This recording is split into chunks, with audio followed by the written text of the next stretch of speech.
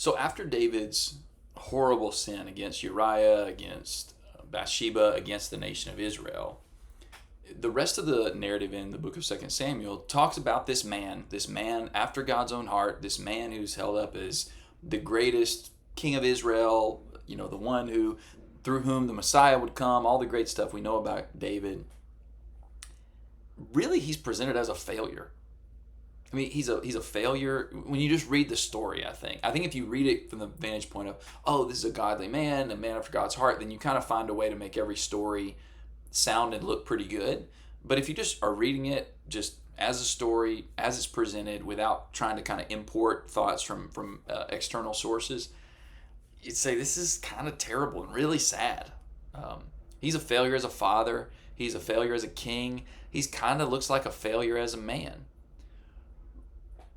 But within that story of failure, what you also see is some really vital lessons for how to move on after failure, how to navigate your failures. Of course, his great failure was in having one of his most trusted soldiers killed, taking that man's wife after impregnating her and trying to cover up all the bad stuff from the story in 2 Samuel chapters 11 and 12.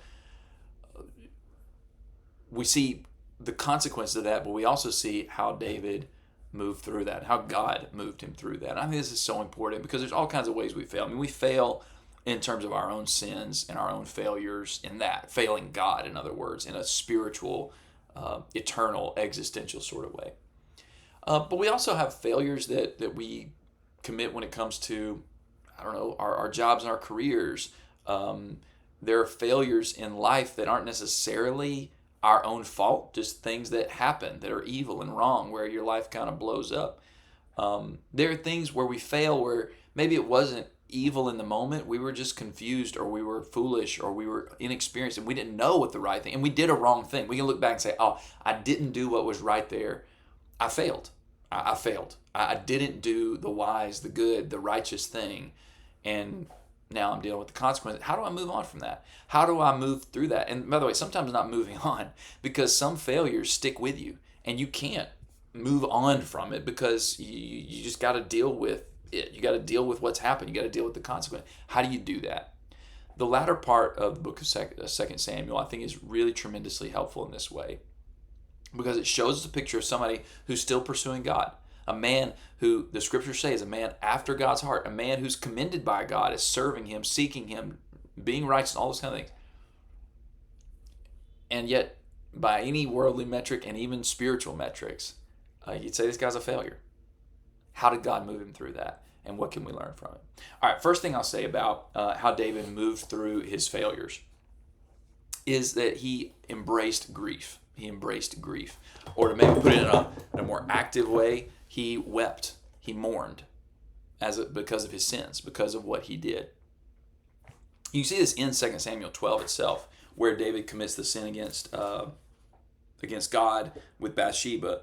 In 2 Samuel 12 and starting in verse 15 and going into verse 16, David weeps and mourns and fasts and prays. He regrets what's going on. I mean, he's desperately sad about this. But it's not only that. We see this later in the stories. And by the way, maybe I should just pause here because while I said it's a story of failure, I should tell you about some of his failures. And you can read about them on your own. I'm not going to talk about all of them. In 2 Samuel 13, a couple of David's other kids, besides the child that he had with Bathsheba, get into some trouble.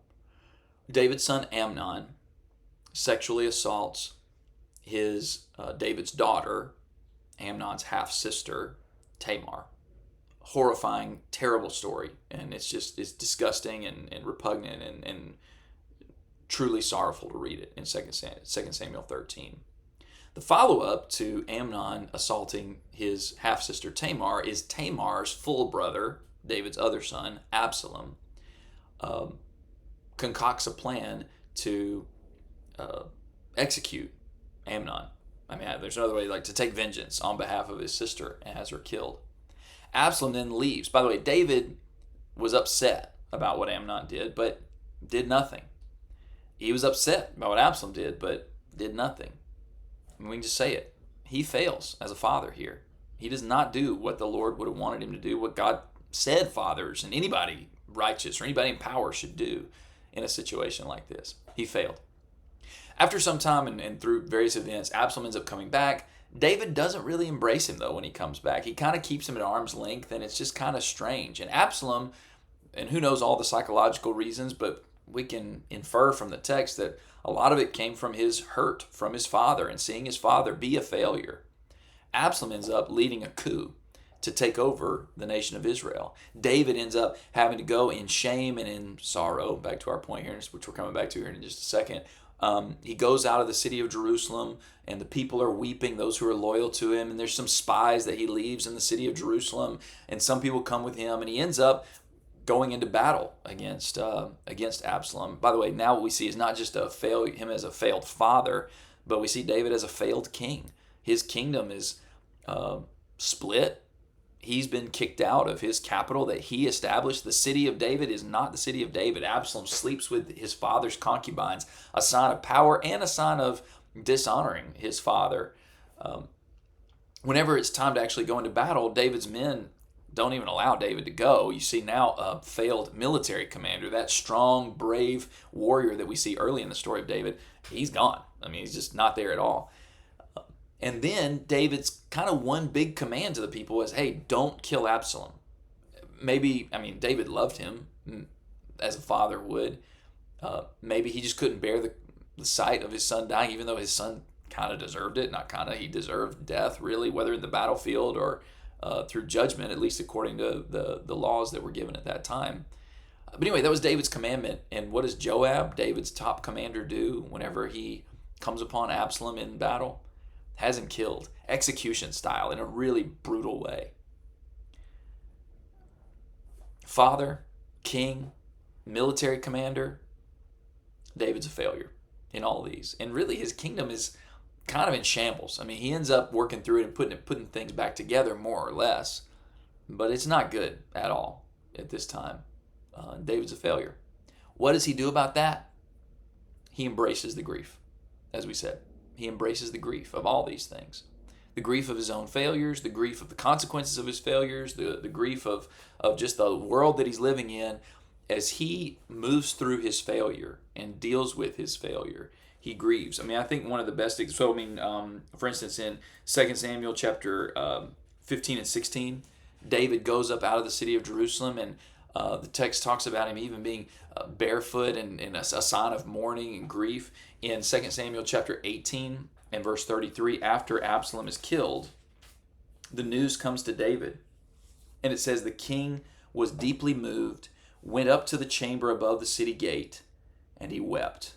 And as he walked, he cried, my son Absalom, my son, if only I had died instead of you, Absalom, my son, my son. Here we see in story form what we get a lot in the Psalms of David, and that is lament, grieving over the condition of the world, grieving over the consequences of our own sin, grieving over our failures, grieving, embracing that. Sometimes some of us want to suppress our grief, our weeping and mourning, our disappointments. So you failed. You're a failure. Your life is not going well. And somebody says, hey, how's it going? And you say, I'm doing pretty good. How are you doing? Pivot. Let's get away from me. I don't want to talk about me. Let's talk about you. I'm not willing to embrace the grief. I'm not willing to weep and mourn. I'm not willing to admit I'm kind of a mess right now. Now, by the way, I want to say something, because sometimes people take lament, biblical lament, and weeping and mourning over failure as sort of a license to be a crybaby all the time. And I'm not suggesting that, okay? At some point, you got to quit crying. You got to start doing some stuff. David even models that. Even as he weeps, he's trying to lead the people. He's trying to put things back together with his kingdom. He's exhorted, hey, you got to get up and quit crying about this and move forward. And he does. And the Psalms speak to that as well. David doesn't just weep and cry and mourn and, oh, look how bad it is. He also is turning to God. Hey, God, fix this. Hey, God, do something. Hey, God, I'm going to keep on serving you.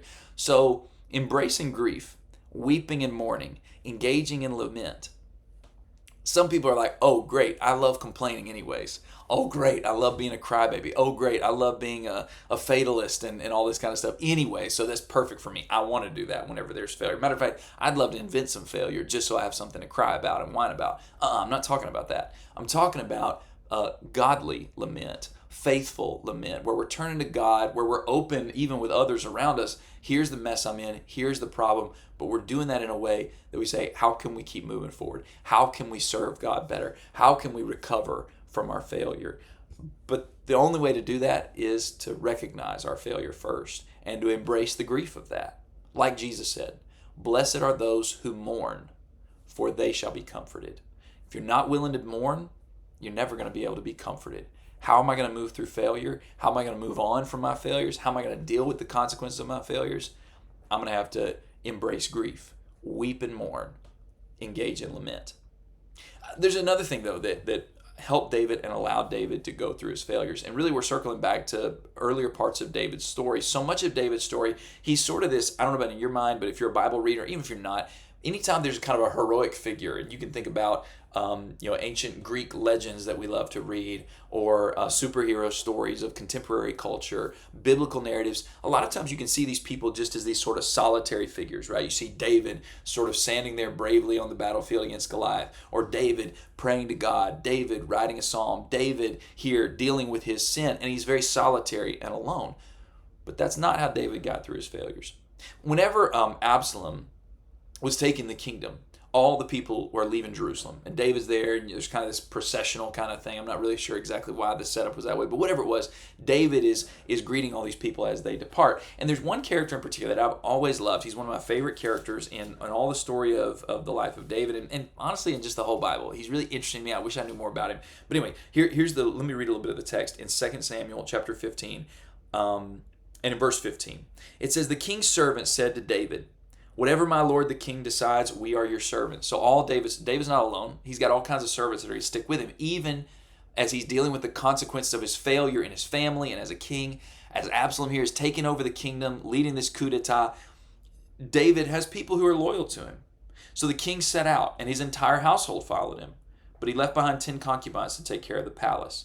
So the king set out, and all the people followed him. They stopped at the last house, while all his servants marched past him. Then all the Kerethites, the Pelethites, and the people of Gath, 600 men who came with him from there, marched past the king. These are people who are not native Israelites, who had come and been loyal to David. So you got all his servants, all his household, and then you got all these soldiers from other nations that had come to serve David and had become loyal to him. They're sticking with him. Then I love this, verse 19. "Then the king said to Ittai of Gath," or Ittai the Gittite, yours might say. A Gittite is somebody who's from Gath, which was a Philistine city, by the way. David says to Ittai, "Why are you also going with us? Go back and stay with the new king, since you're a foreigner and you're in exile from your homeland. Besides, you only arrived yesterday. Should I make you wander around with us today while I go wherever I can?" In other words, David's saying, Ittai, look, man, you're displaced. You've come to join us and as God's people. You've left your homeland behind. And don't come with me. I don't know where I'm even going. I don't know how this thing's going to go. You don't want to be with me right now. Go back and take your brothers with you. May the Lord show you kindness and faithfulness. David's saying, don't come with me. And by the way, is that not often how you feel whenever you fail? There's people who want to come be with you and or want to associate with you or want to come up next to you in the midst of your failures, and you tend to push them away. You tend to kind of distance yourself. I don't know how often I have these conversations where people talk about, oh, you know what, I'm sorry I've been distant lately. Some bad things have been happening, which is, and even the person is saying that, they recognize, I know when bad things happen, that should be the time when I should be embracing you more than ever. But we do this. Things go badly and we push people away. We distance ourselves. We isolate. Look at what Ittai says.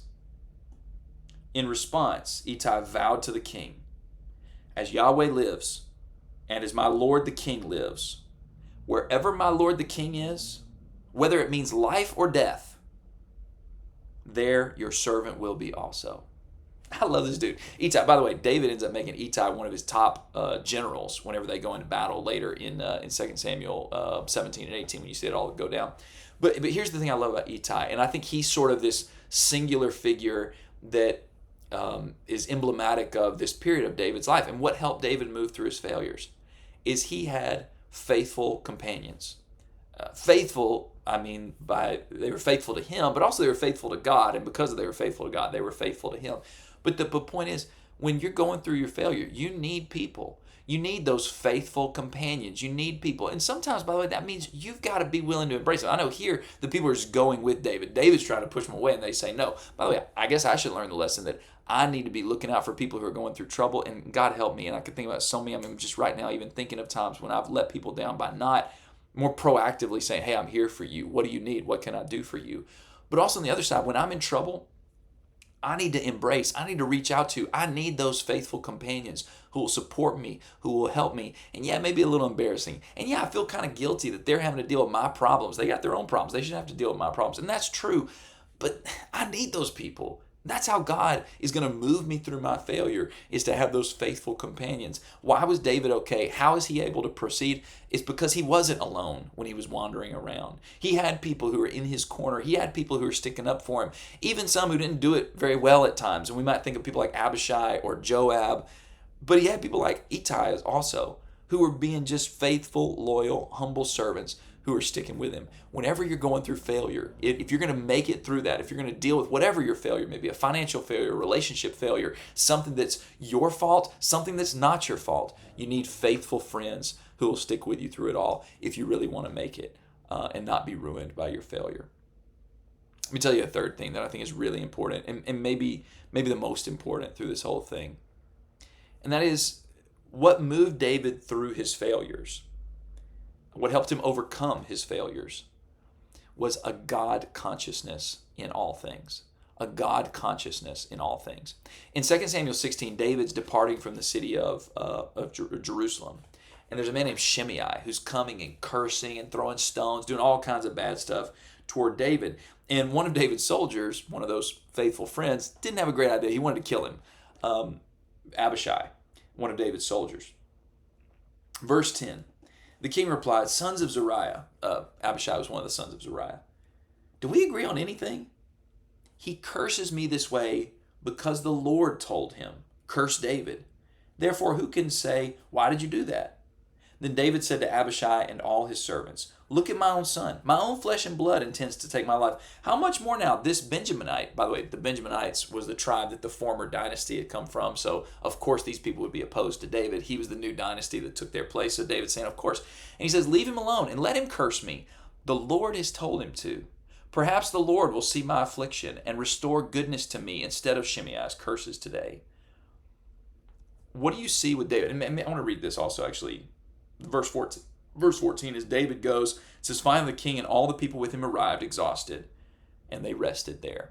They don't attack, they don't retaliate, they go and they find rest. But what is it that led David toward finding rest, even in the midst of his failure and dealing with the consequences of his failure? It was a God consciousness. Now it's interesting, there's nothing in the scriptures that explicitly say God told Shimei to curse David. As a matter of fact, it seems like later in David's life, he recognized that actually God didn't send Shimei. Or if he did, Shimei wasn't doing what God wanted him to do. Shimei was doing something wrong. But in this moment, whenever David's dealing with some consequence of his failure, this shame and humiliation, being cursed by this man who hated him, David's thought is, maybe this is from the Lord. David takes it as an act of discipline, as a lesson that he can learn. And as he takes that lesson, he also looks forward, not only to God punishing him right then, but he looks forward and says, you know what, maybe if we continue to be humble, maybe if we continue to do what's right, then God will show us good instead of punishment as a result of Shimei's curses and what's going on and all this kind of stuff. What was it that moved David forward? A God consciousness in all things, both in the bad things, in the things present, in the things about the future, all of it. He's centered on the Lord. And man, I think this is so important because so often with our failures, we can become extremely conscious, hyper-conscious of ourselves. We can become hyper-conscious of other people and what other people think of us or how other people are treating us or whatever. We can become, of course, extremely conscious about our circumstance and our surroundings and what's happening with us day to day. And that's kind of the thing that becomes our obsession is, I'm so conscious of this failure, this problem, this issue, whatever, and what people think of me and how I messed up. And I've messed up so many times and I could never be good again. And we think about everybody and everything except for one, the one that matters, the one that can make a difference, the one that it's all about, God himself. The Psalms here again are so instructive. Whenever David faced failed circumstances in his life, and not just David, but you think about Psalms like Psalm 73, where the psalmist there is lamenting and going to God saying, why is my life a failure? Why everybody else is going great? I'm righteous. I'm trying to do what's right. And my life just seems like a failure. How often do you feel like that? And yet what you can do is you can get so wrapped up in your circumstances, in yourself. Oh, I shouldn't have made that choice. Oh, I shouldn't have done that thing. Oh, I didn't know what to do, and I do now, but I messed up, and I did this wrong thing in the past because I didn't know what to do. And you get so wrapped up in all that stuff. And you think about the future. And of course, when you're all wrapped up in yourself and your circumstance and other people, the future's kind of dictated by those things. And that's where worry comes from and anxiety, because all you can think about is, oh, I'm going to mess up again because I messed up before. And these people, they don't trust me anymore. They're not going to love me anymore, or whatever, like whatever the thing is. And so whenever you're thinking about your present, your past, your future, all you can think about is things that aren't going to help instead of being conscious of God. Whenever Jesus talked about worry and anxiety, he said, don't worry about tomorrow. Why is that? Because you're seeking first the kingdom and his righteousness. Whenever you worry, Jesus said, why don't you think about what God does for birds and grass? If God handles birds and grass, don't you think he's going to take care of you? You of little faith. You're not being conscious of God. You're being conscious of everything. But if we're going to move through our failures, if we're going to get better after we've messed up, we got to develop and deepen a God consciousness in all things.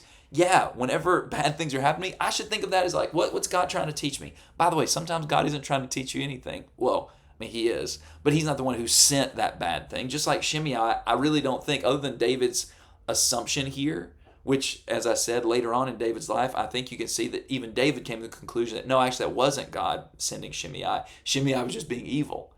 Well, it's good, though, in the moment when something happens, to just assume maybe this is God teaching me something. Maybe God's trying to grow me up here. Maybe God's trying to change my mind. And then I'll learn something from that. I'll grow from that. And I stay God conscious about my future. Think about, hey, if I'm faithful to God, God's promised he'll reward me. He'll take care of me. He'll continue to love me. He'll do all the things I need. And yeah, I'm still going to have some hardships, but I'm not conscious of those. I'm not focused on myself, my circumstances, other people. My consciousness is locked in on God and on God alone. All right, last thing I'm going to say about how to move on with failure, how to deal with failure. So if we're going to deal with our failures, if we're going to move on from failure or move on with our failures and carry these things well, it's got to start with embracing grief, lamenting, mourning, and weeping in a faithful way, in a godly way, not in a worldly way, not in a self-pity way, but embracing grief. Blessed are those who mourn, for they shall be comforted. If I'm going to be able to move on from failure or move forward with my failures and the consequences of them, I'm going to need faithful friends, faithful companions, people like Itai, people who can help me, support me, guide me, be what I need to keep me going. Don't push people away. Draw people in those moments. The third thing is I'm going to need to develop and deepen a God consciousness in all things. Whenever there's the bad stuff happening, I need to see it as a lesson from God. Whenever there's good stuff happening, I need to see it as a gift from God. My future is controlled by God. I got to have a God consciousness. And do what I need to do right now. That's the fourth thing we see from David. This is after all the consequence of this. Absalom dies. It's all really bad. And Joab, David's commander, comes to him and says, hey, listen, the kingdom's getting messed up if you don't do something. And David could have just thrown in the towel and said, you know what? I'm a failure. I'm a failure as a man. Remember the Bathsheba thing? I'm a failure as a father. Look at my daughter Tamar. My son Amnon was killed by my son Absalom because I didn't do anything. And then Absalom stole the kingdom because I didn't do right by him. I'm a failure as a father, as a family man. And I'm a failure as a king. How could the people trust me now? I mean, people are starting to talk. People got to know. I don't know how many people knew, but people got to know about this Bathsheba thing. And people definitely know that I'm this humiliated king who walked out, my own son, my own flesh and blood, slept with my concubines in the sight of everyone to show that, to dishonor me. I can't. There was good that David needed to do right then. And instead of being weighed down and crushed by his failures in the past, he determined, no, I'm going to do some good now. And I'm going to get up. I'm going to move forward. I'm going to put Humpty Dumpty back together again the best I can. And it's only going to be by God's grace if any of this stuff works out. But I'm going to keep moving forward, and I'm not going to let my failures make me a failure forever. And too many of us, that's what we do. We let our failures in the past make us failures forever instead of doing good now. David moved on. David put the kingdom back together. By the way, there were still civil wars and rebellions and all kinds of things that David had to deal with after this. It wasn't easy. And some of the reason it wasn't easy was because of his failures. But that didn't stop him from doing good now. Yes, you failed. Yes, you've messed up. Yes, your life is a wreck because of choices you made and things you've done and wrongs of your past and maybe wrongs that are being carried with you right now. Do good now. Don't be captivated by the past and your failures, but do good now. I love what Acts chapter 3, I think it's about verse 19 or 20, maybe verse 21. It says, repent so that times of refreshing may come. I love that. Times of refreshing may come. That doesn't mean that your past wasn't bad. It was. But it's time for refreshment now. It's time for something good now. It's time to move forward now. Embrace the grief of your failures. Lament, weep, and mourn. Turn to those faithful companions who aren't going to eliminate the bad stuff, but they can help you navigate your failures and the things that you've done and the wrongs that have occurred. Make sure that you develop and deepen a God consciousness so that you can move forward and do good. No matter what your failure is, it doesn't have to be the prison that you live in forever. It can be the mountain that you climb, that you reach the top and you find God himself, the God who loves you, the God who is your faithful companion, the God who comforts you whenever you mourn and dries every tear, the God who is always there, even when you were a failure, even when all your life was messed up and it didn't seem like he was anywhere to be found, the God who gave you the strength to do good so that you could come home to be with him.